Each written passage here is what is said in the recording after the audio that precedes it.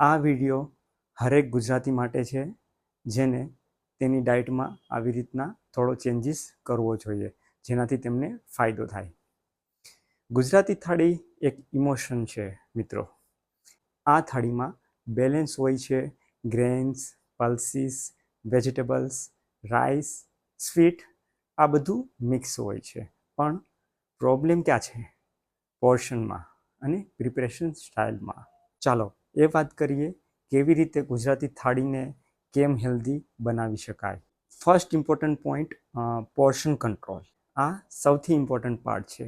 એક પ્લેટમાં બધું લો પણ થોડું થોડું. એક્ઝામ્પલ, એક બાઉલ દાલ, એક બાઉલ શાક, એક બે રોટી, 2 સ્પૂન રાઈસ, સલાડ અને એક છોટી સ્વીટ.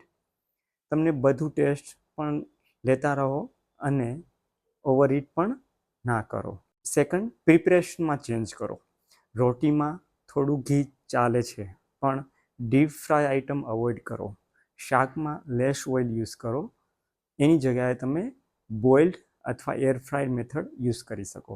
દાલમાં જેગરી અને ક્રીમ અવોઇડ કરો. સ્પાઇસીસથી ટેસ્ટ વધારો. થર્ડ, પ્રોટીન એડ કરો. ગુજરાતી થાળીમાં પ્રોટીન ઓછું હોય છે તો એડ કરો.